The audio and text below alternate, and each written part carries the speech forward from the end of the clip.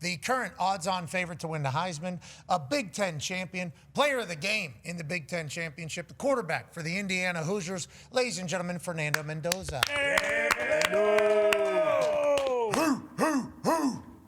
Hoosiers, Nailed let's go. it. Thank you guys so much for having me on. It's always an honor to be on the show. No, we're lucky that you joined us. That was flipping awesome on Saturday, dude. How'd that feel coming out of your mouth whenever you said it? You knew you dropped a banger on him or what? Yeah, I was about to drop a banger. I didn't want to get fined or anything. Didn't want to put a bad image out there for the university. I was so close to saying it, and then I had to just think of the first thing. It sounded a little cringy, a little nerdy, but it is what it is. No, hey, you be you, brother. You do what you got to do. And the fact that you're thinking about the university, especially on a night like that, we love. And I think that's obviously why anybody that's ever watched you play or met you is a fan of yours. Let's talk about your team winning the Big Ten championship. Obviously, first time since, I think, World War II or something like that, that IU has been a part of this in the football world. What was the messaging from Coach Sig throughout? And did you guys understand the history of IU and the Big Ten championship, especially because it was in Indianapolis? Yeah, the whole story has always been IU's been the most losingest program in college football history until this year. And like you said, I don't think it was until World War II that IU's won their last Big Ten championship. And before the game, a lot of guys had a sour taste in their mouth from last year with the whole Ohio State-Indiana game and how Ohio State kind of took control of that game. And Coach Ignetti's messaging was, we belong here. We belong here. They might not think, people might not think on the outside, and we're the underdog, but we have nothing to lose, and we do belong here. And I think we show that. It was a phenomenal showcase by the defense, holding that high-powered offense to 10 points. Unbelievable. And I turned the ball over and basically gave it to them in the red zone, which is still insane. They held them to 10 points. And just such a great overall team effort by everybody there. Let's talk about you just losing a lung maybe on the first play. What happened? Did you get a diagnosis? And did you hear the pop when you jogged back on that field? The place went absolutely apeshit. I hope you got a chance to take that in, the amount of respect and appreciation for your toughness. Well, first of all, I like to think I thought the crowd was loud, but they were nowhere near as loud when you took off your shirt and you started doing the ho-ho Hoosier chant. Yeah, come on. I mean, that was magical. But onto the hit, yeah. I mean, it was a clean hit. Great player. Curry's a great player. And also, I know, AJ, you're a defensive guy. Football, I mean, I'm all for playing football. It's like I got hit by a freight train with no brakes. I'm on the floor. I'm like, damn, did I break a rib or something? And then I just realized my air just had gotten knocked out. You know, my chest is in pain a little bit, but you know, I was always going to go back in the game. It was great to see Alberto in there for a play, doing his thing, operating the huddle. But no matter what, I would literally need to be dead, like Jeff Brom, to pull me off. We love that. It was the time. That's what you had happen to you there. That moment when you have no air in you. That's what was taking place right there. What a nightmare on that field to be taking place. Yeah, no, that was it was tough, and it was definitely a scary moment. But I just tried to move my limbs as quick as possible to show everybody I was all right. And I think it was good. I think it was a good energy bolt to get back in the game. And you know, we got stopped on that drive, but I think it was just the grittiness throughout the game. They're an extremely physical team, and so I think setting that example after the first play, I think our entire team played a gritty game, and I think it was set that precedent off the first play. Obviously, you mentioned last year at Ohio State. AJ has a question for you. Yeah, I guess, how does your team, like the week leading up to this game, you play Ohio State last year, your mentality then and where you guys were at compared to this year coming into it, like as far as confidence and how you guys felt leading into it, what was the difference between last year and this year?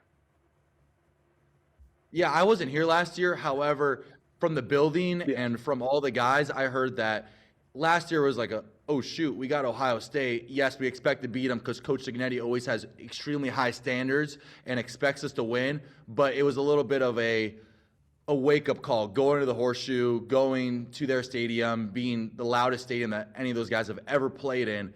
And then, unfortunately, Ohio State took the game over. You had the Will Howard clip at the end where he's smashing the SIG and everything. Will Howard, great guy, by the way. Met that guy. Love that guy. Yeah, just shit talking. That happens. Yeah, I mean, it's football. It's competition. That's how it goes, and that's what competitors do, and that's how it is.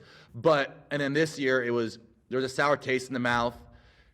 We kind of thought that Ohio State was going to be like, oh, it's going to be the same Indiana. And whether they did or not, I think both teams came out to play. It was a great competition.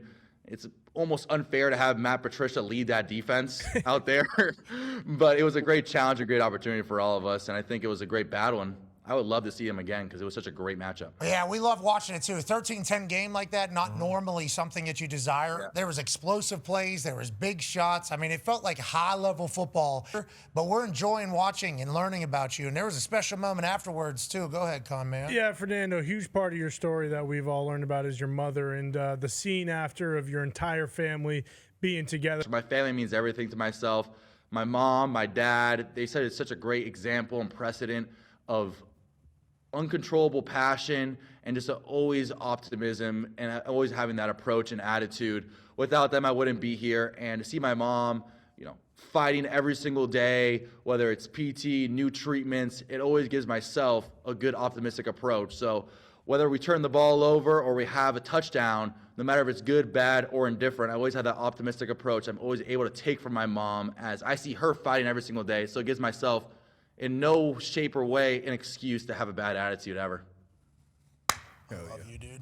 This is what we're talking about. The more we learn about you, the better. Everything about your family, everything about you is awesome. Can't wait to see where you're at on Sunday. Also, can't wait to see how you perform in the CFP. Now, long layoff. Go ahead, Ty. Yeah, Fernando, have you thought at all how you're going to kind of approach these next, little over 3 weeks before you play again? Obviously, we saw last year, Oregon, how good they looked going into the college football playoff, and then they have the long layoff and get boat raced at the Rose Bowl. I know Sig kind of mentioned it after the game that that's going to be a big part of his job. But have you thought at all about like what you're going to have to do to kind of prepare and make sure that you're the best version of yourself on January 1st? Yeah, the Rose Bowl I think is almost every kid's dream to play, and that game is just magical.